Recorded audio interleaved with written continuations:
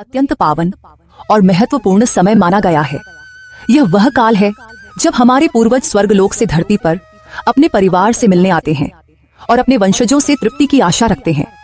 शास्त्रों में स्पष्ट लिखा गया है कि पितृपक्ष के दिनों में कुछ विशेष कार्य और खरीदारी करना वर्जित माना जाता है, क्योंकि अगर इन दिनों में हम अनुचित कार्य कर बैठते हैं तो हमारे पितृ अप्रसन्न हो जाते हैं और जीवन में अनेक प्रकार की कठिनाइयां खड़ी कर देते हैं।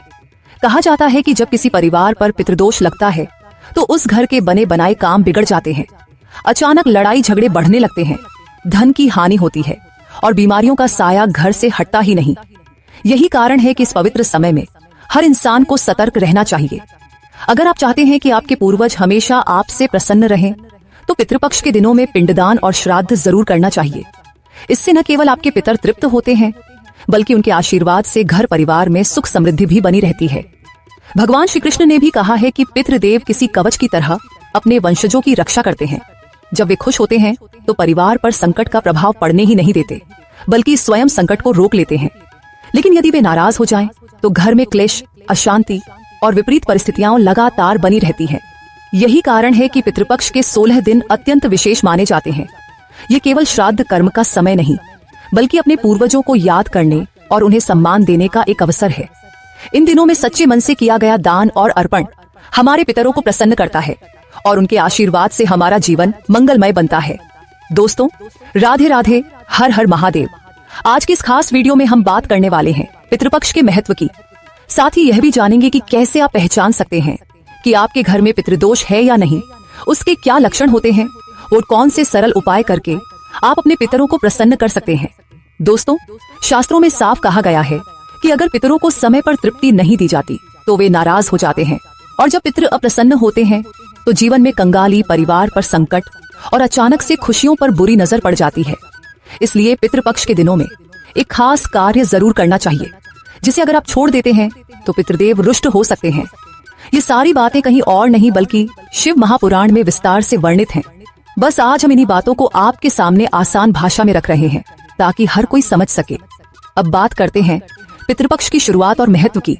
जैसा कि आप जानते हैं, पितृपक्ष हर साल पूर्वजों को समर्पित 16 दिनों का वह पावन काल है जिसमें हमारे पितृ पितृलोक से मृत्युलोक में आते हैं। सबसे पहले वे अपने वंशजों के घर पहुंचते हैं और आशा करते हैं कि हम उन्हें अन्न, जल और श्राद्ध के माध्यम से सम्मान दें। इस साल पितृपक्ष की शुरुआत 7 सितंबर रविवार से हो रही है और इसका समापन 21 सितंबर को होगा। इन दिनों में हर घर में यह अवसर होता है कि वे अपने पूर्वजों का आशीर्वाद प्राप्त करें। लेकिन दोस्तों, पितृपक्ष के दौरान कुछ विशेष नियम और वर्जनाएं भी हैं। अगर इन नियमों की अनदेखी हो जाए तो पितरों की नाराजगी झेलनी पड़ सकती है।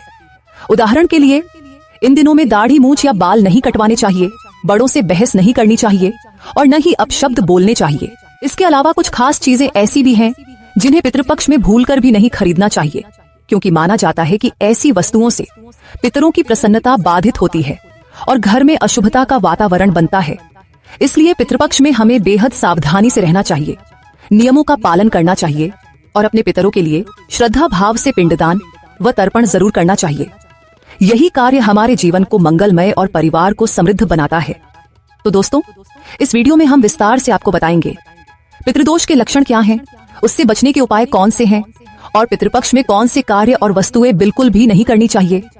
लेकिन उससे पहले आप सबसे एक छोटी सी विनती है, अगर आपने अभी तक चैनल को सब्सक्राइब नहीं किया है तो तुरंत कर लीजिए और बेल आइकन दबाइए ताकि आगे आने वाले हर वीडियो का नोटिफिकेशन आपको समय पर मिल सके। और अगर आप सच में अपने पितरों से प्रेम करते हैं तो कमेंट बॉक्स में लिखिए जय पितृदेव।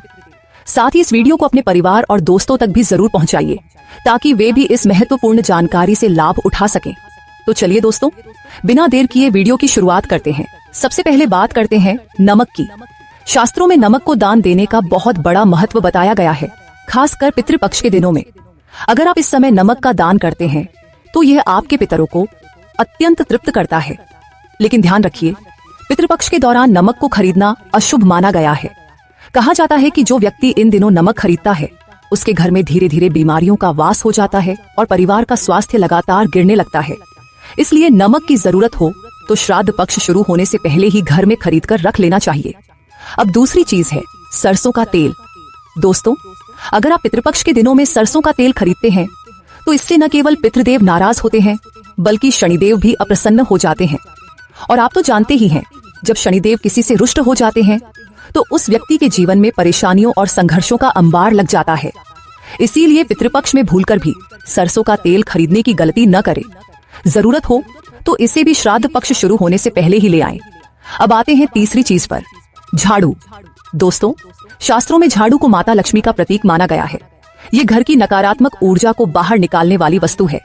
लेकिन पितृपक्ष के दिनों में झाड़ू खरीदना बेहद अशुभ माना गया है। कहा जाता है कि इस दौरान झाड़ू की खरीद से घर की आर्थिक स्थिति पर बुरा असर पड़ता है और धन का अपव्यय शुरू हो जाता है। इसलिए इस समय झाड़ू खरीदने की गलती बिल्कुल न करें। चौथी चीज है नए वस्त्र और आभूषण। पितृपक्ष के समय हमें सादगी और सात्विकता में रहना चाहिए, क्योंकि ये दिन हमारे पूर्वजों की स्मृति और तर्पण के लिए समर्पित होते हैं। ऐसे में अगर कोई व्यक्ति नए कपड़े या आभूषण खरीदकर सजावट में लिप्त हो जाता है तो यह पितरों को अप्रसन्न करता है। इसलिए इस अवधि में चमक दमक और फैशन से दूर रहकर सात्विक जीवन जीना ही श्रेष्ठ माना गया है। और पांचवी तथा अंतिम चीज, भूमि, भवन और वाहन। दोस्तों, पितृपक्ष के 15 दिनों को शुभ कार्यों के लिए वर्जित बताया गया है। ऐसे में इस दौरान जमीन, मकान या वाहन खरीदना आपके लिए हानिकारक साबित हो सकता है। अक्सर देखा गया है कि पितृपक्ष में खरीदी गई संपत्ति से लाभ के बजाय नुकसान ही होता है और कई बार घर परिवार में संकट भी आ खड़े होते हैं। इसलिए इन चीजों की खरीदारी श्राद्ध पक्ष के बाद ही करनी चाहिए। दोस्तों, अब बात करते हैं उन चीजों की जिन्हें पितृपक्ष में खरीदना बहुत ही शुभ माना जाता है। सबसे पहले आते हैं काले तिल। शास्त्रों में काले तिल को पवित्रता और पितरों को तृप्त करने वाला माना गया है। अगर पितृपक्ष के दौरान आप काले तिल घर में लाते हैं या उनका दान करते हैं तो आपको अत्यंत शुभ फल प्राप्त होते हैं। ये न केवल आपके पितरों को संतुष्ट करता है, बल्कि आपके जीवन से नकारात्मकता को भी दूर करता है। दूसरी चीज है जीरा। धार्मिक दृष्टि से जीरे को सोने के समान महत्व दिया गया है। पितृपक्ष में जीरे की खरीद या दान करने से धन और समृद्धि में वृद्धि होती है। यह आपके घर में सकारात्मक ऊर्जा और बरकत लेकर आता है। अब आते हैं कच्चे चावल पर। श्राद्ध कर्म में कच्चे चावल का विशेष महत्व है। इन्हें शास्त्रों में चांदी के समान माना गया है। पितृपक्ष के समय यदि आप चावल खरीदकर घर में रखते हैं तो जीवन की कई परेशानियां स्वतः ही दूर होने लगती हैं और घर में शांति बनी रहती है। चौथी चीज है चमेली का तेल। मान्यता है कि यदि पितरों को चमेली का तेल अर्पित किया जाए तो वे अत्यधिक प्रसन्न होते हैं और वंशजों पर अपना आशीर्वाद बरसाते हैं।